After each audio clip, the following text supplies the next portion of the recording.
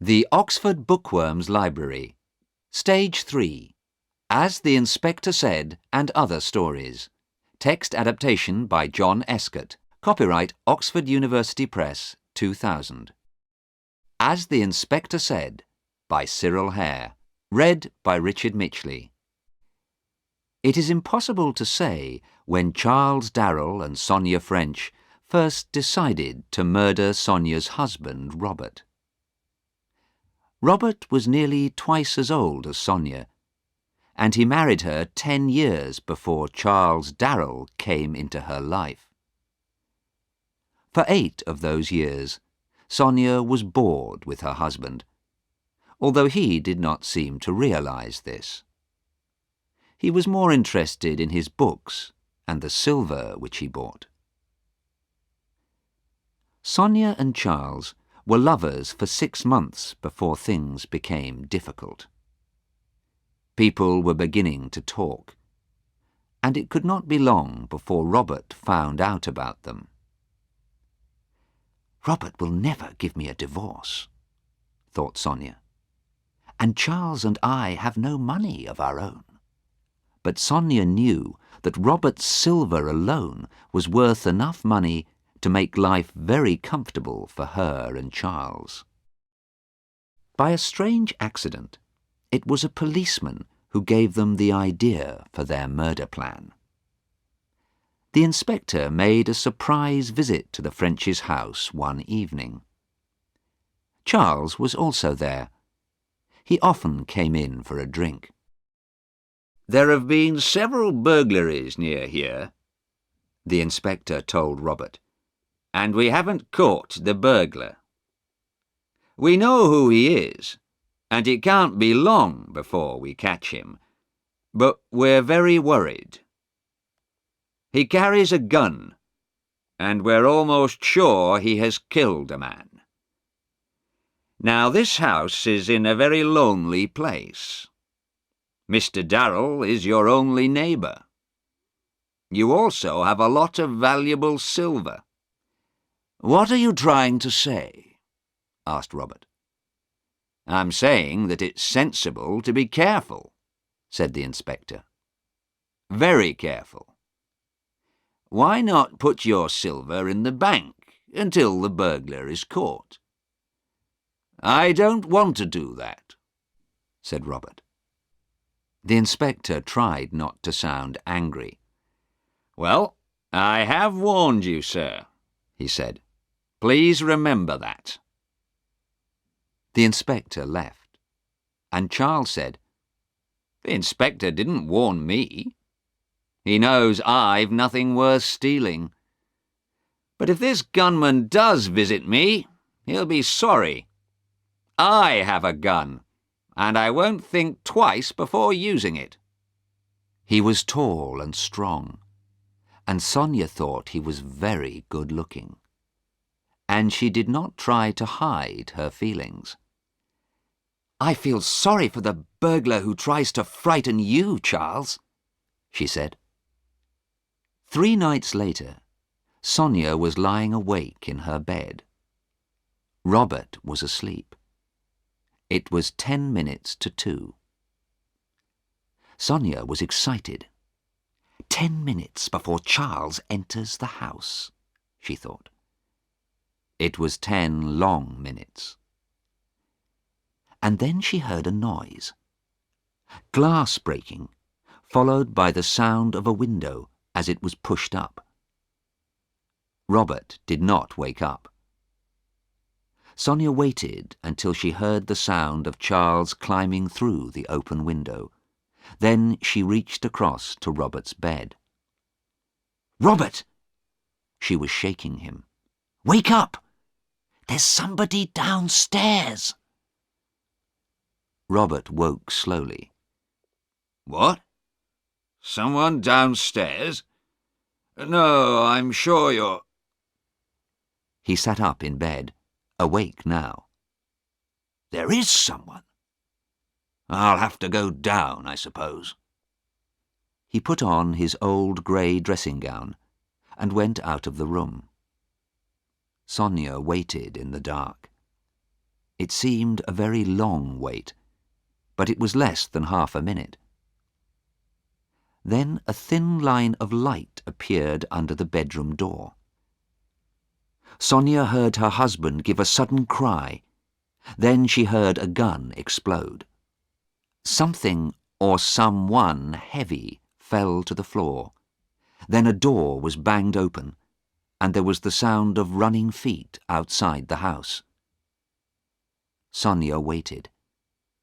Charles must have time to escape before I call the police, she thought. She put on her bedside light and got out of bed.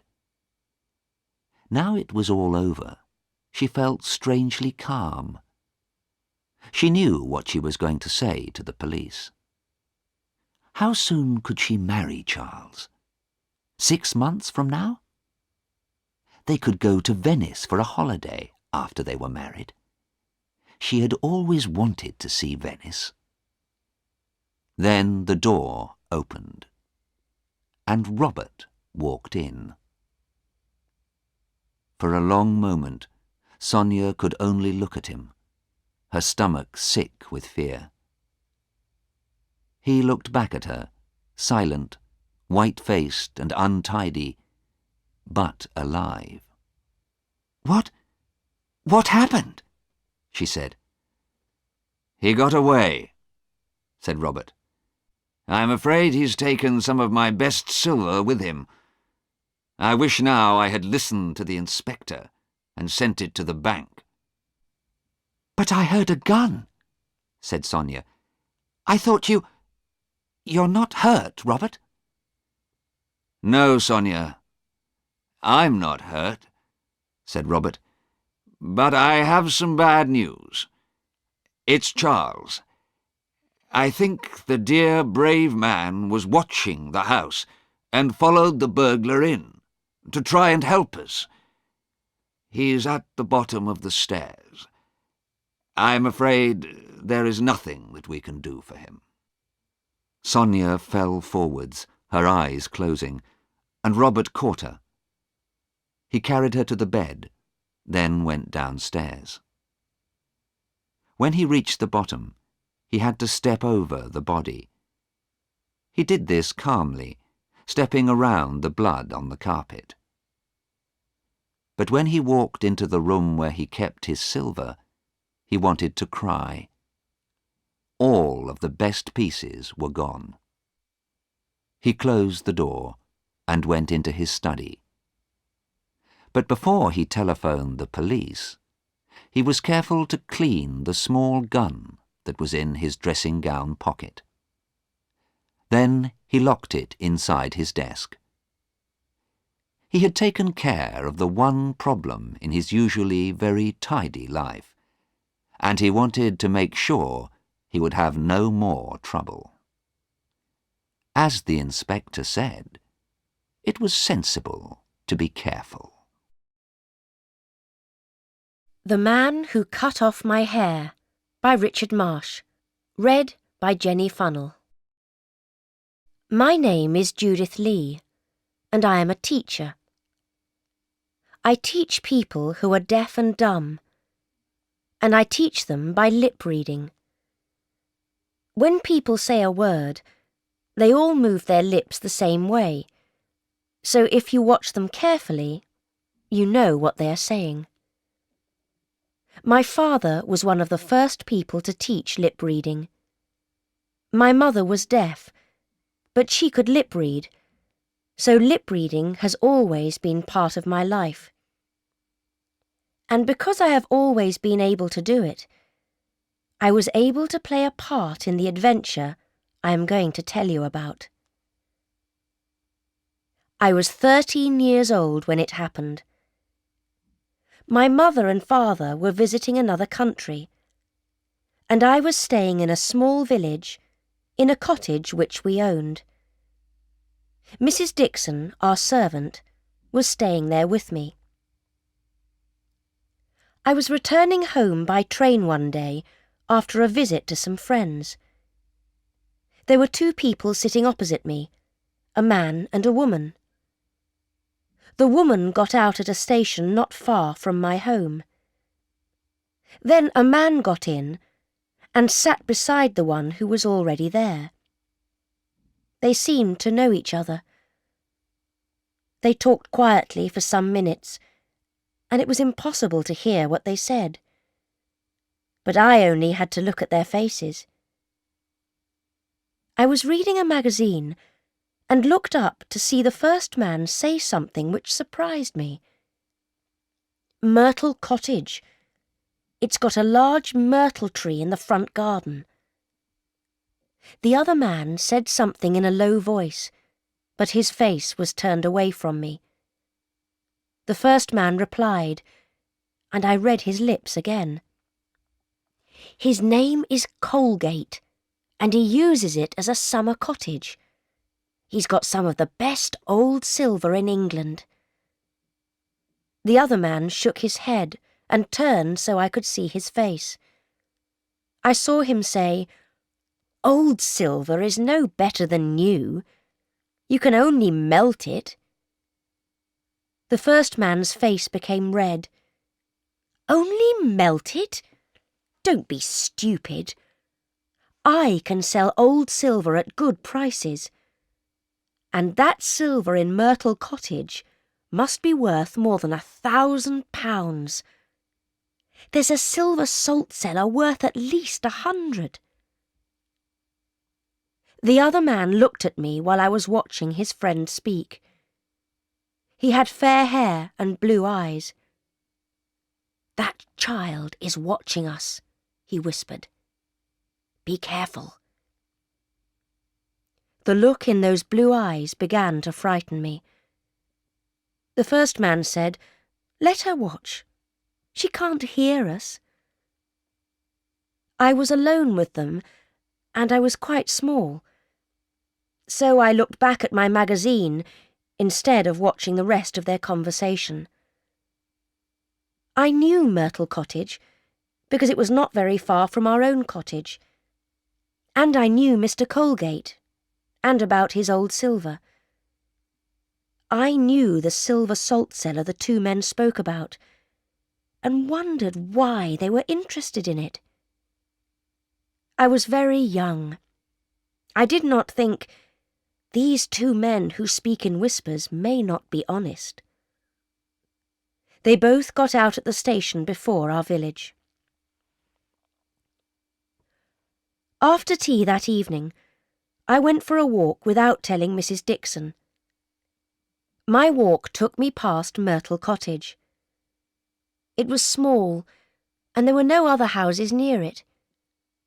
I knew that Mr. Colgate was away, but when I went into the garden, I saw that the front room window was open. I looked inside. What I saw surprised me very much. In the room was the first man from the train. All of Mr. Colgate's silver was on the table in front of him, and he was holding the silver salt cellar. I did not know what to think. What was he doing there? What should I do? I was still trying to decide when a hand went round my throat. "If you make a sound, I'll kill you," said a man's voice in my ear. "Believe me, I will." It was the other man, and he recognized me. "It's the girl from the train," he said. The first man came to the window. "What's happening?" he asked. "Who's that child you're holding?" The other man pushed my face forwards. "Can't you see? I knew she was listening." "She couldn't hear us on the train," said the first man. "Nobody could hear our whispers. Give her to me." I was passed through the window, and now it was his hands that went round my throat. "Who are you?" he wanted to know. "If you scream, I'll pull your head right off you." I did not move or speak. "Cut her throat," said the other man, and took a long, terrible-looking knife with a silver handle from the table. "Wait," said his friend. He took a piece of rope from his bag. Then he pushed me into a chair and tied the rope around my arms and legs. They also tied something across my mouth to stop me speaking. The man with the blue eyes moved towards me with the knife.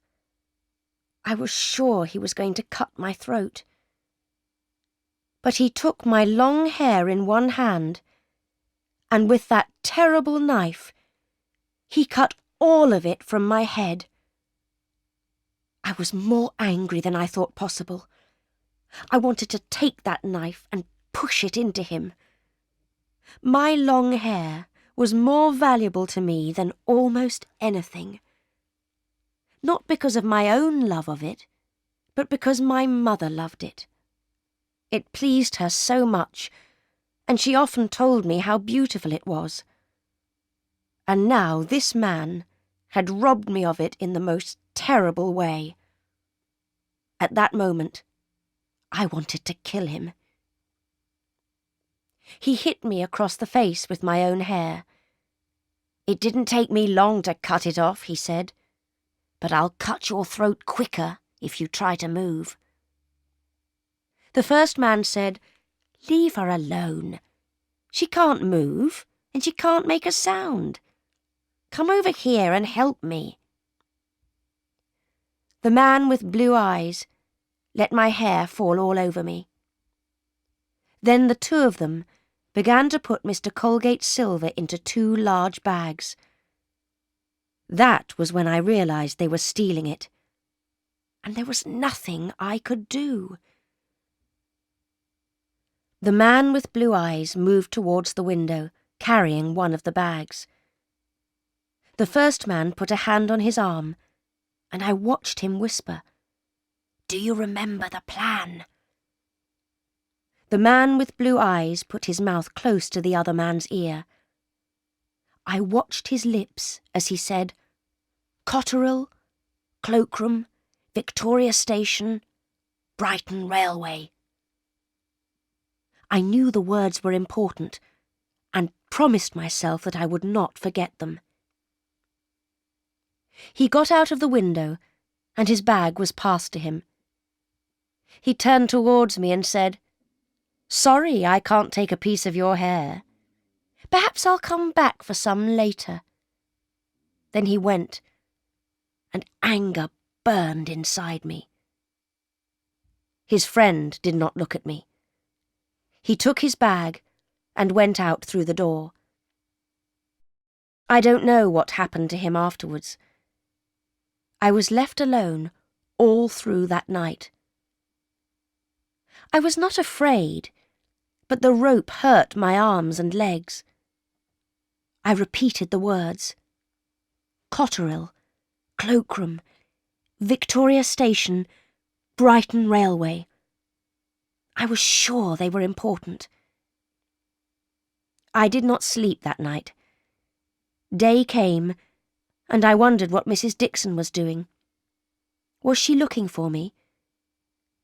I had some friends who lived 3 or 4 miles away. Sometimes I stayed the night with them, without telling anyone at home. Did Mrs. Dixon think I was with them? I do not know what time it was when I heard the sound of feet outside. The day seemed almost over. I watched the open window, and suddenly a face appeared. It was Mr. Colgate. "Judith," he said. "Judith Lee." He was not a young man, but he climbed in through that window as quickly as a boy. He took a knife from his pocket and cut the rope around my arms and legs. Then he uncovered my mouth, and at last I could speak. "Cotterill, Cloakroom, Victoria Station, Brighton Railway," I said. Then I fell into Mr. Colgate's arms. I knew no more until I woke up in bed, with Mrs. Dixon standing beside me. With her were Dr. Scott, Mr. Colgate, Pierce, the village policeman, and another man. I discovered later that he was a detective. I saw that I was in a room in Myrtle Cottage, and sat up in bed, and remembered everything. "He cut off my hair with the long knife," I said. My head felt strange. I asked for a mirror, then became angry again when I saw the blue-eyed man's work. Before anyone could stop me, I jumped out of bed. "Cotterill, Cloakroom, Victoria Station, Brighton Railway," I said. "Where are my clothes?" At first they thought I was crazy, but then I told them my story. "Cotterill, Cloakroom, Victoria Station, Brighton Railway," I said again. "That's where I'm going to catch the man who cut off my hair. And if we don't go quickly, we may be too late." Mr. Colgate agreed. He wanted to get his silver back as much as I wanted to find the man who cut my hair.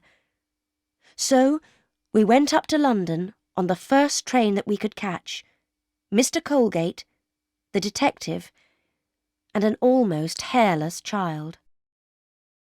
We got to Victoria Station and went to the cloakroom. "Is there a parcel here in the name of Cotterill?" asked the detective. "One in the name of Cotterill was taken only half a minute ago," the cloakroom man replied. "Didn't you see him walking off with it?" He looked along the station. "There he is. Someone's going to speak to him." I saw a man carrying a parcel, and I saw the man who was going to speak to him. "It's the man who cut my hair!" I shouted, and ran towards him as fast as I could go.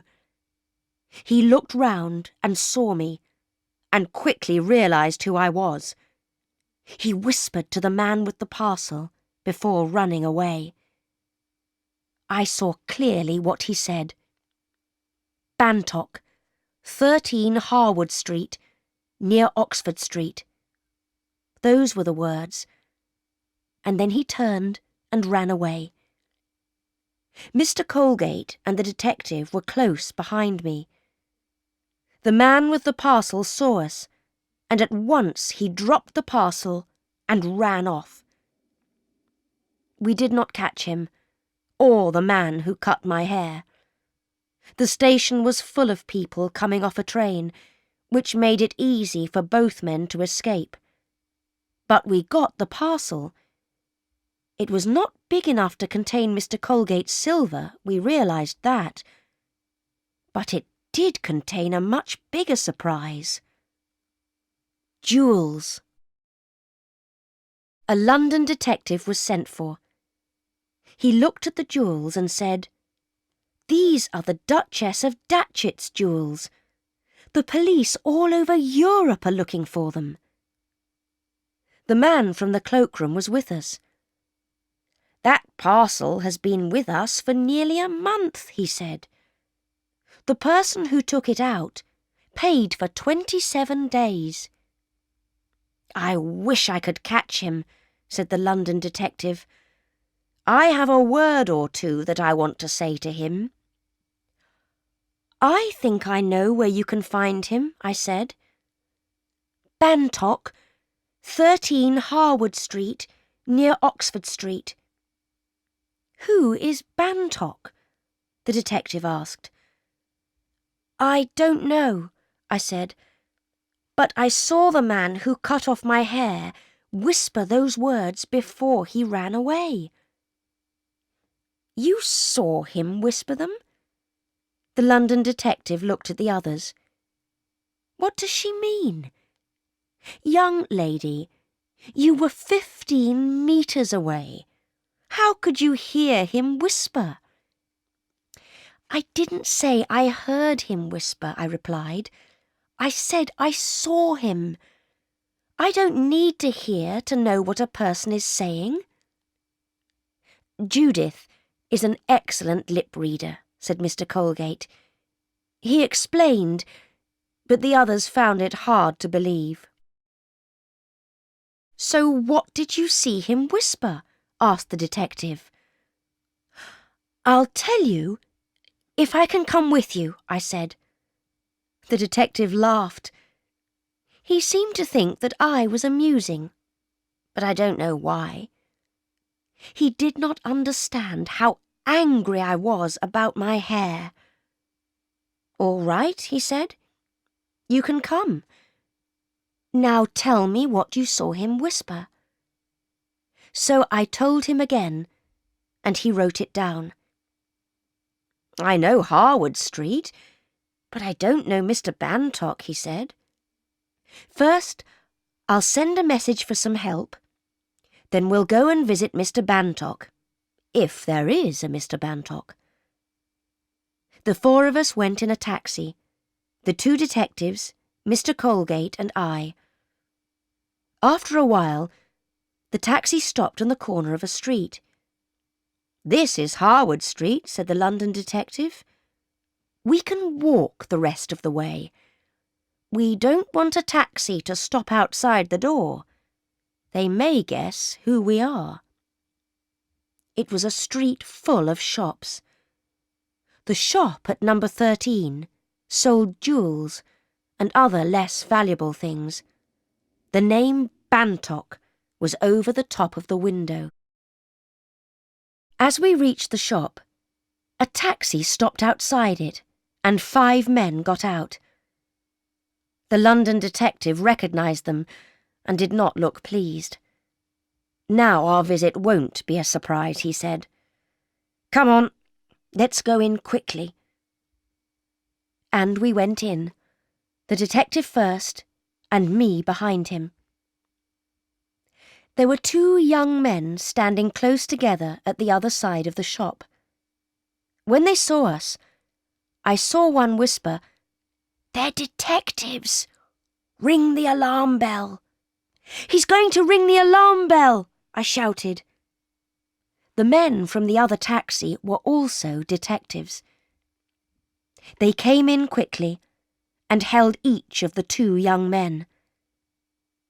There was a door at the end of the shop, which the London detective opened.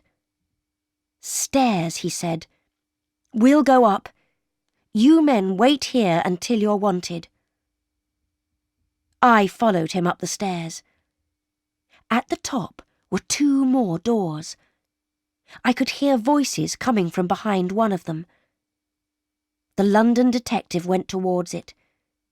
He opened the door and went in, and I was close behind him. There were several men in there, but I was only interested in one. He was standing the other side of a table. "That's the man who cut off my hair!" I cried. He seemed at first like a man who had seen a ghost, but then he said, "I wish I had cut your throat." The police caught all the thieves. They were wanted all over the world for other robberies. Mr. Colgate got his silver back. Mr. Bantock, who owned the shop, was someone who bought and sold stolen jewels. He and all the other men in that room were sent to prison. It took many years for my hair to grow long again, and it never grew as long as before. Each time I looked into a mirror, some of my anger returned. But the man who cut my hair was stupid. Before he cut it, the rope hurt me badly, and I wasn't interested in what he and his friend were doing or saying. But after he cut it, I was very angry indeed, and so I watched every move which they and their lips made. The Railway Crossing by Freeman Wills Crofts. Read by Paul Panting. Dunstan Thwaite looked at the railway crossing and decided that it was time for John Donne to die. It was a very suitable place for a murder. There were trees all around, and they hid the trains which came so fast along the railway line. The nearest house was Thwaite's own, and this was also hidden by the trees. People and traffic did not use the crossing very often, and the big gates were kept locked. There was a small gate used by passengers going to the station, but at night it was always quiet. Thwaite was a worried man. He had to use sleeping powders to help him sleep. But after tonight, things were going to be different. The time had come to stop the blackmail. The time had come for John Dunn to die. It all began 5 years earlier. Thwaite worked in the offices of a large company, and his only money was the money that the company paid him. It was not much, but it was enough. Then he met the beautiful Miss Hilda Lorraine and asked her to marry him.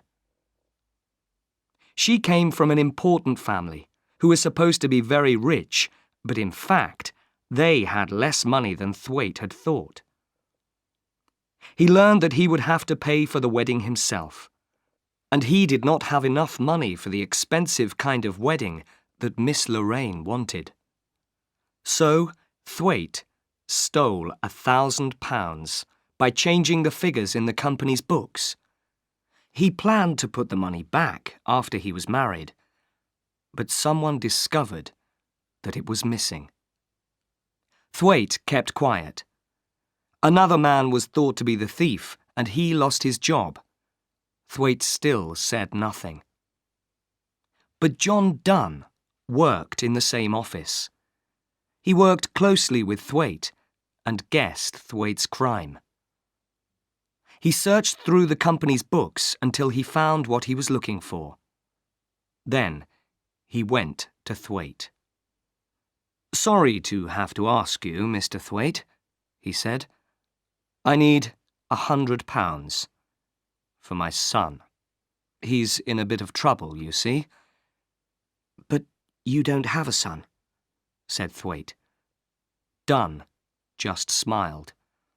It wasn't a very nice smile. £100, he said again. And then Thwaite knew that he was being blackmailed. He paid Dunn £100, and Dunn said nothing more for a year. During that time, Thwaite got married. Then the day came when Dunn asked him for more money. £250, he said to Thwaite. "I can't pay," began Thwaite. But he did. Either he paid or he went to prison. It went on for 5 years, and each time Dunn wanted more money. Thwaite found it difficult to live on the money that he was left with. His wife liked expensive things. An expensive house, an expensive car, visits to expensive restaurants. She also discovered that some of the money her husband was paid each year seemed to disappear. He tried to lie about it, but he knew that she thought he was paying to keep another woman. Oh, how he hated John Dunn. Something must happen. And then he remembered the railway crossing. It was not a new idea.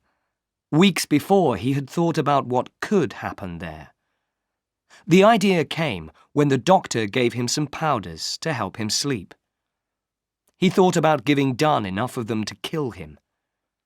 But then he got a better idea. Although he was afraid, Thwaite slowly realized that murder was the only answer to his problem. Then Dunn asked for more money.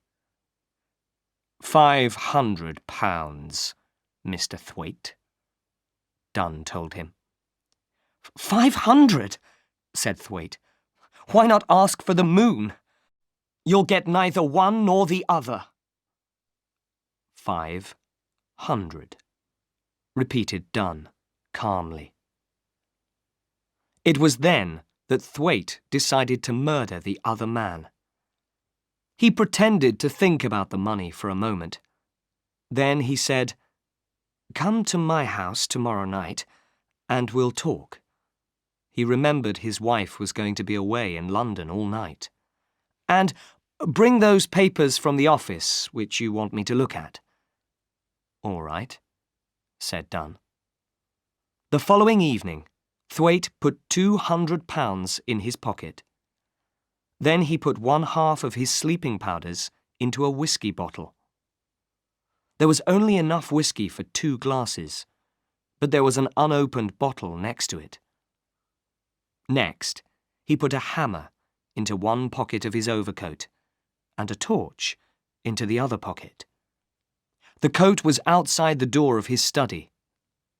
Lastly, he moved the hands on his watch and on the study clock forward by 10 minutes. Those extra 10 minutes would give him his alibi. Thwaite knew that he must be extra careful. He knew that people at the office thought there was some secret between him and Dunn.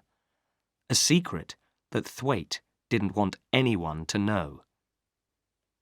If Dunn is killed, he thought, they'll wonder if it was really an accident, or if I murdered him.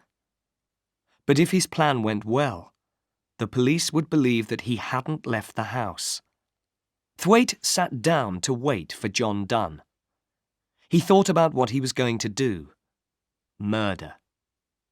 He could almost see his hand holding the hammer above Dunn, could hear the awful sound of it crashing down onto the man's head. He could see Dunn's dead body. Dead, all except the eyes, which looked at Thwaite, followed him everywhere he went. He tried to calm himself. He remembered why he was doing this. When Dunn was dead, his problems were over. Half an hour later, Dunn arrived. Jane opened the door. Jane was the servant who lived in the house with Thwaite and his wife. She brought Dunn into the study. Thwaite smiled in a friendly way. "Oh, good. You've brought those papers for me to see, Dunn. Thank you." After Jane left, the two men looked at each other. "Give me the papers," Thwaite said. "I'll look at them now that you've brought them." 15 minutes later, he gave the papers back to Dunn and sat back in his chair. "Now, about that other matter." He got up. "But why not have a drink first?" "No, thank you," said Dunn. He looked afraid. "What are you afraid of?" said Thwaite. He gave Dunn the opened whiskey bottle and 2 glasses. "We can both drink the same whiskey, if you like. Here, you do it." After a moment, Dunn put whiskey into each glass. Then he waited until Thwaite drank, before he drank his own. Thwaite watched him. How long before the other man began to feel sleepy? Thwaite needed all of one sleeping powder to make him sleep, but Dunn did not usually take them. "Listen, Dunn," said Thwaite. "I haven't got £500, but I can give you this." He took the money from his pocket and put it on the table. Dunn counted it. 200, he said with a laugh. "Are you trying to be funny?" "I'm not saying it will be the last," said Thwaite. "Take it now and be pleased that you've got it." Dunn shook his head. 500, Mr. Thwaite. "I've told you, I can't do it," said Thwaite. "And I won't do it.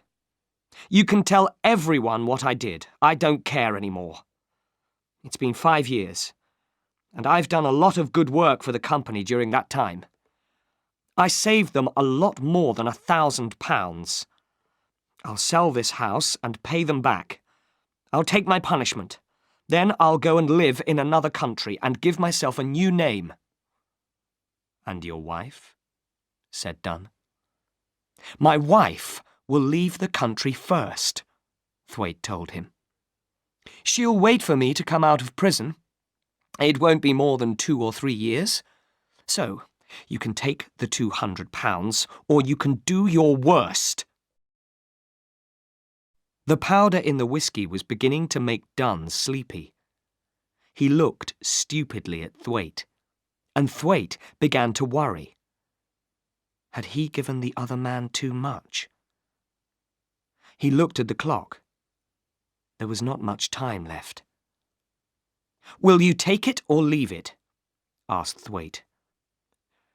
500, said Dunn in a heavy voice.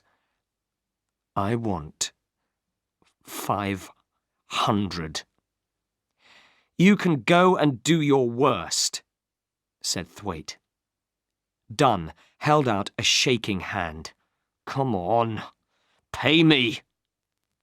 Thwaite began to worry again. "Are you feeling all right, Dunn? Have some more whiskey." He opened the other bottle and put some whiskey in Dunn's glass. Dunn drank it, and it seemed to make him feel better. "That was strange," he said. "I didn't feel very well, but I feel a little better now." "If you're going to catch your train, you must go," said Thwaite. "Tell me tomorrow what you finally decide to do. Take the 200 with you." Dunn thought for a moment, then picked up the money. He looked at his watch, then looked at the study clock.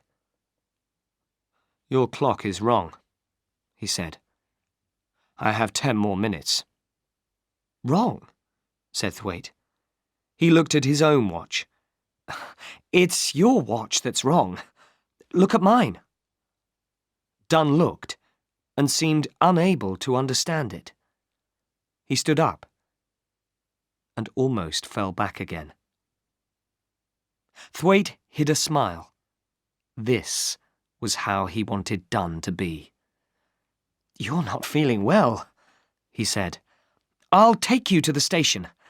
Wait until I get my coat." Now that the time was here, Thwaite felt cool and calm. He put on his coat, feeling the hammer in the pocket, then went back into the study. "We'll go out this way," he said. There was a side door from the study into the garden. Thwaite closed it silently, and it locked automatically behind him. It was his plan to return that way, go in quietly again, and then to change the clock and his watch back to the right time. Then he would shout, "Good night," and close the front door very loudly, pretending that somebody had left just then.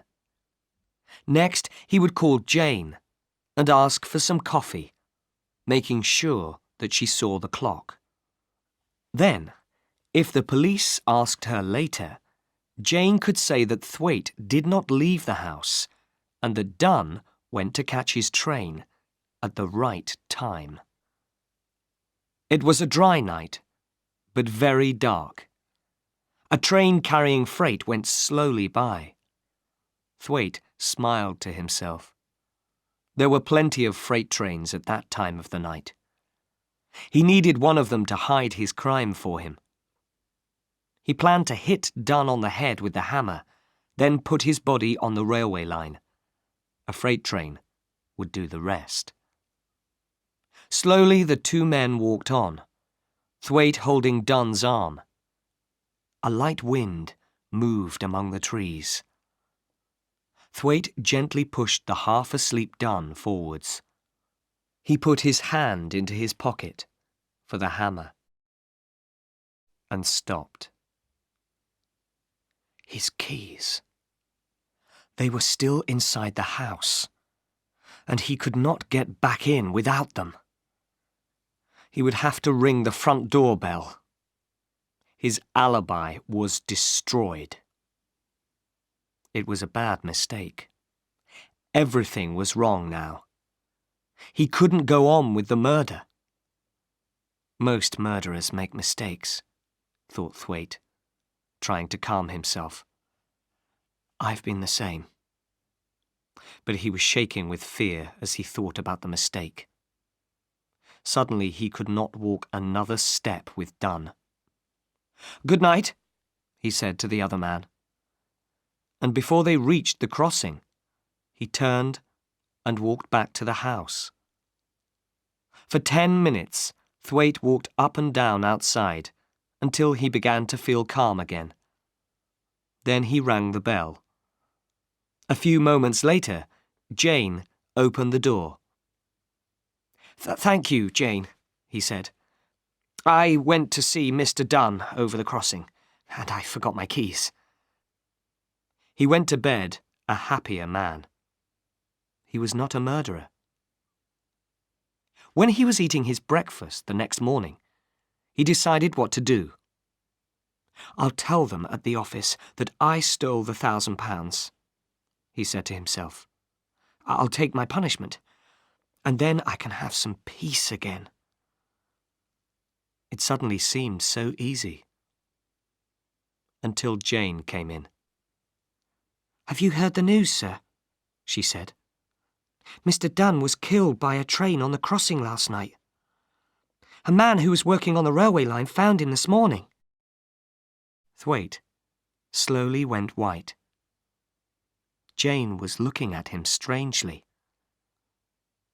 What was she thinking? What story did he tell her the night before? He couldn't remember. "Dunn killed," he said. "How terrible, Jane. I'll go down." The body was in a small railway building near the line. There was a policeman outside. "A sad accident, Mr. Thwaite," the policeman said. "You knew the man, didn't you, sir?"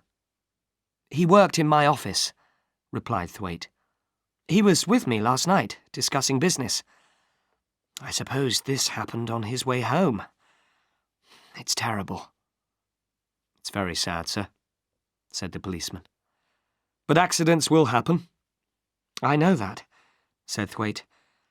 "But I wish he hadn't drunk so much of my whiskey. I was going to walk with him to the station." The policeman looked closely at Thwaite. "And did you, sir?" "No," said Thwaite. "The cold night air seemed to make him feel better. I turned back before the crossing." The policeman said no more. But later that day, 2 more policemen came to the office. "Have they talked to Jane?" wondered Thwaite. Again he told them, "I left Dunn before we reached the railway crossing." They wrote down what he said to them, then went away. Next day, they came back. There were things that Thwaite could not explain to them. Why did the whiskey bottle contain what was left of a sleeping powder? Why was the study clock wrong by 10 minutes? At dinner time earlier on the same evening, Jane had noticed that it was right.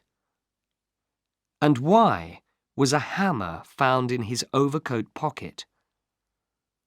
Then the police found papers in Dunn's house. The handwriting on them was Dunn's. It told the story of Thwaite and the £1,000, and it told how Thwaite was a thief. The police then discovered that money taken from Thwaite's bank account over the last 5 years always appeared a few days later in Dunn's bank book. Lastly, the time of death was known to be 10:30 p.m. because Dunn's blood was found on the train that went through the railway crossing at that time. It was also 7 minutes before Jane opened the front door to let Thwaite back in. At first, Thwaite had no answers to all their questions. Finally, on his last morning, he told them the true story. Then he went to his death, bravely. The Blue Cross by G.K. Chesterton. Read by Vincenzo Nicoli. The man who got off the boat at Harwich had a short black beard. There was nothing to show that he had a gun in his coat pocket, and nothing to show that he was one of the cleverest men in Europe. He was Valentin, the chief of the Paris police and the most famous detective in the world. He was coming from Brussels to London to make the most important arrest of the century. Flambeau was in England, and the police of 3 counties were trying to catch this famous thief. In London, there was a big meeting of priests from all over the world, and Valentin was guessing that Flambeau would use this meeting for some criminal plan or other. Flambeau was strong and clever, and he enjoyed a joke. Once, he ran down the Rue de Rivoli with a policeman under one arm. But how was Valentin to find Flambeau? There was one thing to help him. Flambeau could put on other clothes or change the way he looked, but he was a very tall man and could not hide it. Because of this, Valentin was sure that Flambeau was not on the boat. He was also sure that Flambeau did not get on the train going from Harwich to London. Only 6 other people got on during the journey. 1 short railwayman, 3 short farmers, 1 very short woman, and a very short priest going up to London from an Essex village. When Valentin saw this last person, he almost laughed. The little priest had a round, simple face. He had several parcels which he found difficult to keep together, and a large umbrella which often fell to the floor. Many priests would be coming to London that day, Valentin thought, coming from their quiet little towns and villages. This one was explaining to everyone that he must be careful because he was carrying something made of real silver with blue stones in one of the parcels. He got off the train at Stratford in East London with all his parcels and came back for his umbrella. When he did, Valentin warned him not to tell everyone about his silver with blue stones. The detective was looking for people who were at least 2 meters tall, because Flambeau was several centimeters taller than this. He got off the train in central London and went to the London police to ask for help if he needed it. Then he went for a long walk. He stopped suddenly in a quiet square. On one side the buildings were higher than the rest, and there was a small restaurant between the tall houses. It stood high above the street, with steps going up to the front door. Valentin stood looking at it, smoking a cigarette. When he was looking for a criminal, if he had a clue, he followed it. If he had no clue at all, he followed his own feelings. A man must begin somewhere, and something about the quiet little restaurant made Valentin want to start there. He went up the steps, sat down by the window, and asked for a cup of coffee. A few minutes later, Valentin was lifting the cup to his lips, but he put it down quickly. "I've put salt in it," he said, and he looked at the bowl of silvery powder. It was a sugar bowl. So why did they keep salt in it? There were 2 full salt cellars on his table. What was in them? He tasted it. It was sugar. He looked around. Except for 1 or 2 dark wet stains on the white wall, there was nothing at all strange in that place. Valentin called the waiter and asked him to taste the sugar. The waiter was half asleep, but he woke up when he tasted the sugar. "Do you play this joke on your customers every morning?" asked Valentin. The waiter did not know what to say. Then suddenly he said, "It was the two priests." "What two priests?" said Valentin. "The two priests who threw soup at the wall over there," replied the waiter. Valentin looked again at the dark, wet stains. "The two of them came in and drank soup here very early this morning," the waiter explained. "They were both very quiet. One of them paid the bill and went out. The other took several more minutes to get his things together. Then he picked up his cup, which was only half empty, and threw it at the wall. I was in the back room, but I ran out to find the restaurant empty. I tried to catch them in the street, but they were too far away. They went round the corner into Carstairs Street." The detective jumped to his feet, put on his hat, and paid his bill. A moment later, he was outside. He walked round into the next street. Although he was excited and in a hurry, Valentin saw something in the front of a shop that made him stop. The shop sold fruit, and there were some oranges and some nuts at the front. They each had cards with writing on them. The card on the nuts said, "Best oranges, 2 for a penny." The card on the oranges said, "Best nuts, 4 pence for a bag." Valentin looked at the two cards. "I've seen this kind of joke before," he thought. He told the man in the shop about the cards. The man said nothing, but he put the cards in the right places. "Can I ask you a question?" said Valentin. "If 2 cards in a shop are in the wrong places, how are they like a priest's hat that has come to London for a holiday? Or, why do nuts that are said to be oranges make me think of 2 priests, one tall and the other short?" The man in the shop looked angry. "Are you a friend of theirs?" he said. "If you are, you can tell them that I'll bang their stupid heads together if they knock over my apples again." "Do they knock over your apples?" asked the detective. "One of them did," said the man. "Which way did they go?" asked Valentin. "Up that second road on the left-hand side, and then across the square," answered the man. "Thanks," said Valentin, and hurried away. On the other side of the second square, he found a policeman. "Have you seen 2 priests?" he asked. The policeman laughed. "I have, sir. One of them stood in the middle of the road, dropping parcels everywhere." "Which way did they go?" asked Valentin. "They went on one of those yellow buses over there," answered the policeman. "Those that go to Hampstead." Valentin told the policeman who he was, then said, "Call 2 of your men to come with me." In 2 minutes, an inspector and another detective arrived. "Well, sir," began the inspector, "how—" "I'll tell you at the top of that bus," said Valentin. When the 3 of them were sitting on the top seats, the inspector said, "A taxi is quicker." "True," said Valentin, "but we don't know where we're going. All we can do is look for some strange thing." "What kind of strange thing?" asked the inspector. "Any kind of strange thing," replied Valentin. The yellow bus went slowly up the road to the north of the city. The French detective became quiet. Lunchtime came and went, and the long roads seemed to go on forever. Valentin sat silently and watched everything that went by. The 2 other detectives were almost asleep when he suddenly shouted. They quickly followed Valentin off the bus without knowing why. "Over there," said Valentin. "The place with the broken window."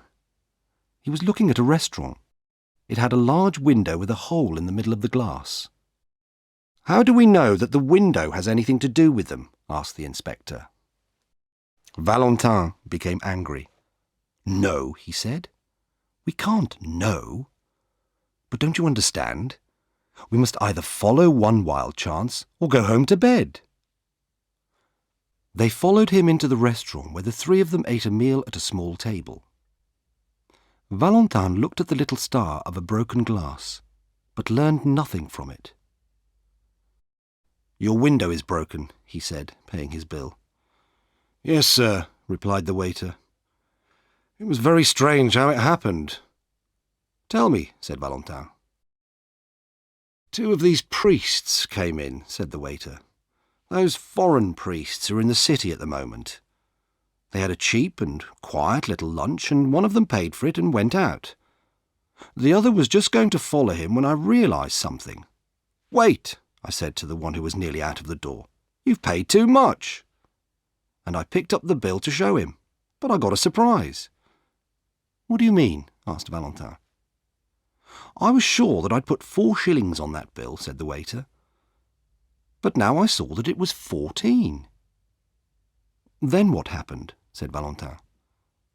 "The priest at the door said, 'That will pay for the window.' "What window?" I asked. "The one that I'm going to break," he said. And he broke the window with his umbrella. I went after him, but I wasn't quick enough.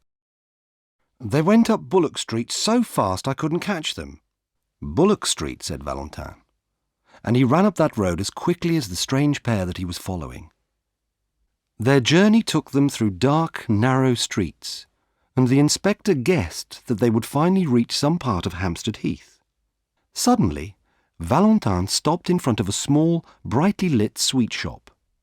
After a moment, he went inside and bought some chocolate. He began to ask the shopwoman a question, but she spoke first.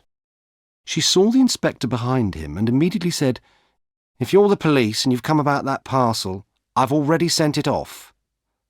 "Parcel?" repeated Valentin. "I mean the parcel that the priest left," said the woman. "Quickly," said Valentin. "Tell us what happened." "They came in half an hour ago," said the woman. "They bought some sweets and then went off towards the heath. Then one ran back into the shop and said, 'Did I leave a parcel?' I looked around but couldn't see one. He said, 'Never mind. But if you do find it, please send it to this address.' He left the address and a shilling for me. But after he went, I looked again and found that there was a parcel. So I posted it. I can't remember the address now, but it was somewhere in Westminster." "Is Hampstead Heath near here?" asked Valentin. "Straight on for 15 minutes, said the woman. Valentin hurried out and began to run. The others followed him. The street they went through was full of evening shadows. Then they were out on the open heath, and Valentin saw the 2 black shapes that he was looking for. They were a long way away, but Valentin saw that one was smaller than the other, and that the bigger man was over 2 meters tall. He hurried on. As he got closer, he saw something surprising, but something which he had already guessed. The small man was the priest from the Harwich train, the one who had talked about his parcels. Earlier that day, Valentin had discovered that a Father Brown from Essex was bringing a very old silver cross with valuable blue jewels to show to some of the foreign priests who were meeting in London. Valentin was sure that if he was able to find out about this, then Flambeau was able to find out too. He was also sure that Flambeau planned to steal the cross. And it was not surprising that Flambeau, looking and talking like a priest, had been able to make the simple little man come to Hampstead Heath. What Valentin could not understand were the strange clues that had brought him there too. Soup on a wall, nuts called oranges, and broken windows. The detectives followed the 2 across the wilder part of the heath, then lost them for a few minutes. When they saw them again, the 2 priests were sitting on a seat, having a serious conversation. Valentin and his friends hid behind a tree and listened to them talking. It was then that Valentin began to wonder if he was right. The 2 men on the seat were talking calmly about the ideas of their church. Valentin could almost hear the other 2 detectives laughing at him. They had come all this way only to listen to the talk of 2 gentle old priests. Father Brown was speaking. "Look at the stars, like jewels in the sky. But even in those other worlds there must be some laws of reason and goodness." Valentin was about to move away, but the words of the tall priest stopped him. "Who can understand the mystery of the stars?" Then he added calmly, "Just give me the silver cross, will you? We're all alone here, and I could pull you to pieces easily."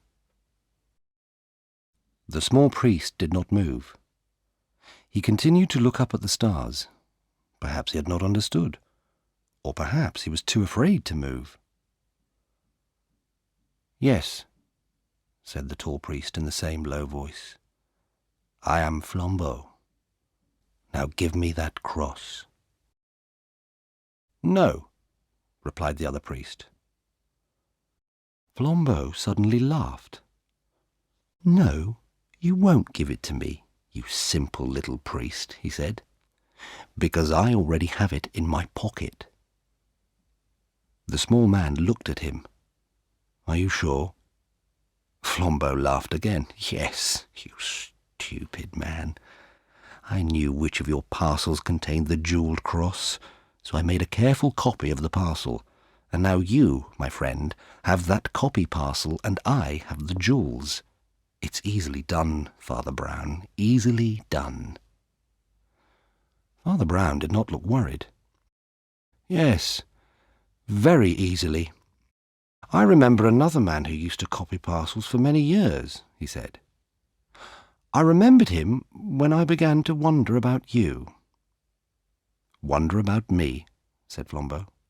"When did you begin to wonder about me? When I brought you up to the heath?"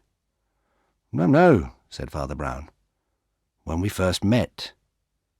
I saw that little shape under the arm of your coat, where you keep your knife." "How did you know that?" cried Flambeau. "When I was a priest in Hartlepool," said Father Brown, "there were 3 men who hid their knives in the same way. So I watched you. I saw you change the parcels, and I changed them back. Then I left the right one behind." "Left it behind," repeated Flambeau. "I went back to the sweet shop," explained Father Brown, "and asked the woman if she saw me leave a parcel. Then I gave her an address if it was found. I knew I hadn't left a parcel, but when I went away again, I did leave one. She has posted it to a friend of mine in Westminster," he went on sadly. "I learnt that from a man in Hartlepool too. He did it with handbags which he stole at railway stations. But he's a good man now. People tell priests things, you see." Flambeau pulled a parcel from his pocket and opened it. There was only paper and stones inside it. He jumped up angrily and shouted, "I don't believe you. You've got the silver cross on you, and I'm going to take it from you." "No," said Father Brown, and he stood up. "You won't take it from me. First, because I really haven't got it, and second, because we are not alone. Behind that tree are 2 strong policemen and the cleverest detective alive. How did they come here? I'll tell you. I wasn't sure if you were a thief, so I tried several things. A man usually says if he finds salt in his coffee. If he doesn't, he has a reason for keeping quiet. I changed the salt and sugar, and you kept quiet. A man usually says if his bill is too big. If he doesn't, he has a reason for saying nothing. I changed your bill, and you paid it." Flambeau did not seem to be able to move. "I wanted to be sure the police could follow us," Father Brown went on. "At every place we went to, I did something which people would talk about. Only little things. A soup stain on a wall, some apples that were knocked over, a broken window. But I saved the cross." "How do you know all these things?" cried Flambeau. The shadow of a smile went across the round face of Father Brown. "By being a simple little priest, I suppose," he said. "If you listen to enough men telling you about their crimes, you're sure to learn something." The 3 policemen moved out from behind the tree. Flambeau knew when he had lost a battle, and he was famous for his politeness. He took off his hat to Valentin and smiled. "Do not take your hat off to me, my friend," said Valentin. "Let us both take them off to Father Brown." And they both stood there with their hats off, while the little Essex priest looked around for his umbrella. Cash on Delivery by Edmund Crispin. Read by Chris Rowe.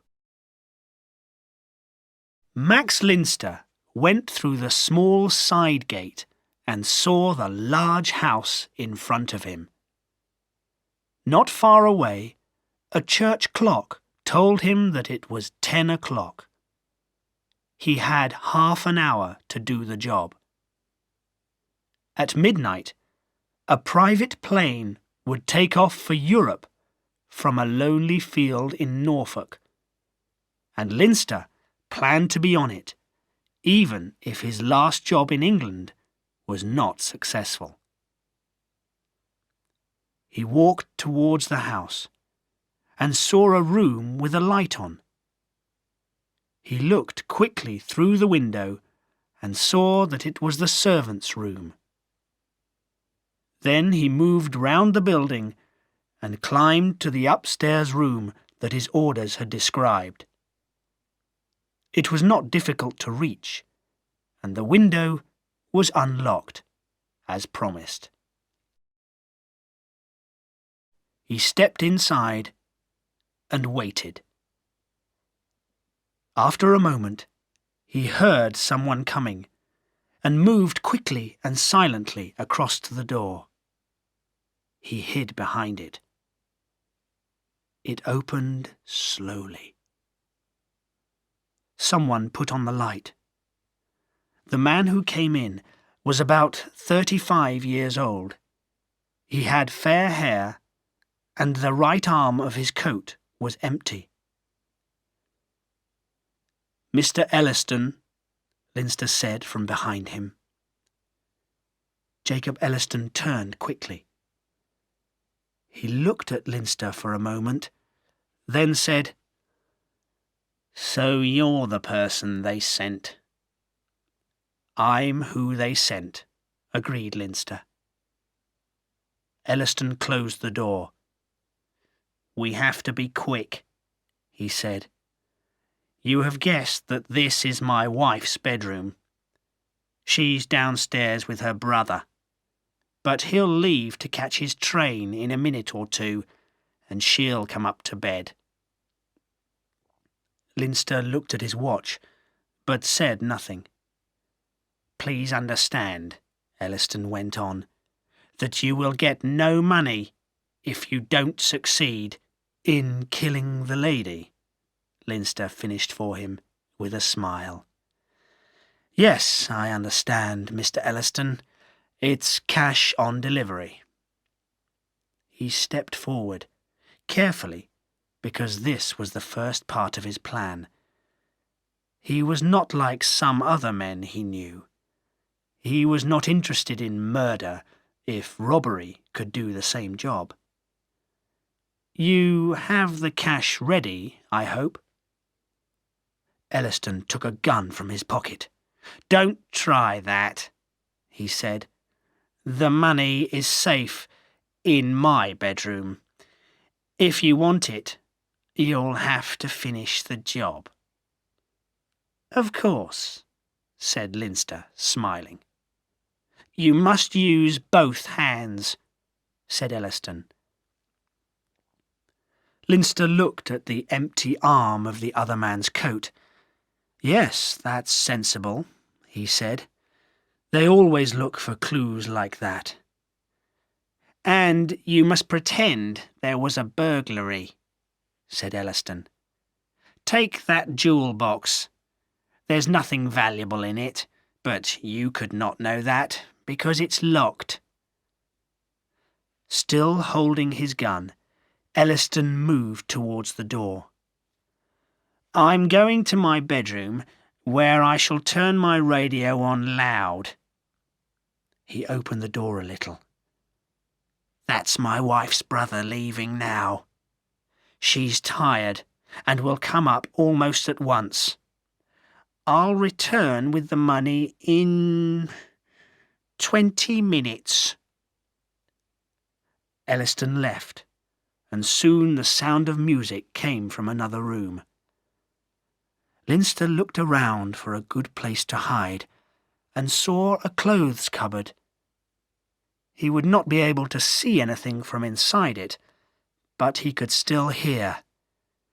He turned off the light and disappeared into the cupboard like a shadow. Josephine de Monsieur, the young and pretty French servant, came into the bedroom and closed the door. In a bored and careless way, she got the bed ready for Mrs. Elliston. There was plenty of time, because Mrs. Elliston was walking to the railway station with her brother. It was something which she had decided to do at the last moment. Josephine looked around at the beautiful things which Mrs. Elliston owned. She put on one of the rings, then a pretty brooch. Next, she put on a short fur coat, which made her look very different when she saw herself in the mirror. "I'm like a real lady," she thought. It was then that Leinster moved out of the clothes cupboard. He went silently up behind her. He watched her face in the mirror, and was still a metre or two away when she saw him and turned. But his left hand was large and fast. It closed around her narrow throat. She made no sound as she died. Leinster gently put her body on the bed, then covered her with a blanket. It took only a few minutes to open cupboards and make them look untidy. He looked at the little jewel box, then threw it under the bed. When Elliston entered the room again, still with the gun in his hand, he looked at the shape under the blanket. He said, It's done?" "Yes," said Leinster, "it's done." "You're sure she's—" "Yes, Mr. Elliston, she's dead." Leinster pulled a white hand from under the blanket. "If you don't believe me, feel this." But Elliston jumped back, shaking. "That ring," he said slowly. "It's one she almost never—" Leinster dropped the hand. "The money, Mr. Elliston. 5,000. The money was silently put into his hands. "I'm going now, Mr. Elliston," said Leinster, and then, with a smile, said, "Sorry I can't stay and talk to that pretty little servant that your wife has." Elliston looked surprised. The girl?" "The girl," said Leinster. "I looked through the window of your servant's room before I climbed up here, and there she was. Dark, a soft-looking mouth, a pretty girl. I'd recognize her again anywhere. But I had this job to do, and you don't get paid until you've done the job, do you? It's cash on delivery, and a man must live." "I don't understand what you're talking about," said Elliston. But Leinster was already climbing out of the window. "You will, Mr. Elliston," he said. "You will."